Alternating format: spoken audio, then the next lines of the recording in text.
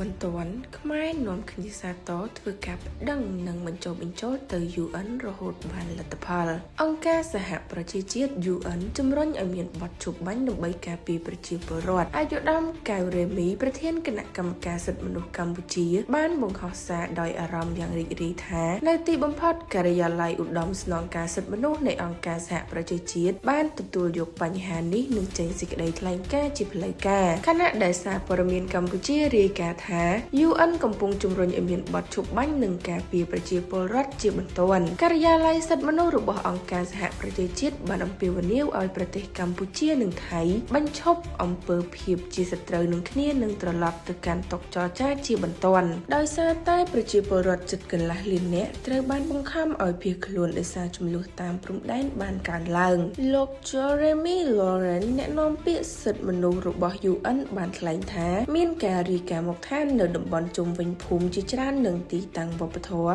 កំពុងត្រូវបានវាយប្រហារដោយយន្តហោះចម្បាំងដ្រូននិងកាំភ្លើងធំស្ថិតក្រោមការប្រយុទ្ធគ្នាយ៉ាងស្វិតស្វាញរវាងភាគីទាំងពីរក្រោមច្បាប់សង្គ្រាមបង្ហាញយ៉ាងច្បាស់ថាការការពារប្រជាពលរដ្ឋនិងហេដ្ឋារចនាសម្ព័ន្ធស៊ីវិលគឺត្រូវយកចិត្តទុកដាក់យ៉ាងសំខាន់បំផុតភាគីទាំងពីរត្រូវតែបញ្ឈប់ការបាញ់ប្រហារជាបន្ទាន់ហើយត្រូវត្រឡប់ទៅកាន់កិច្ចព្រមព្រៀងនិងការចរចាមិនដឹងថារាជរដ្ឋាភិបាលថៃបានត្រៀមវិធីដោះស្រាយចំពោះបញ្ហានេះរួចហើយឬនៅ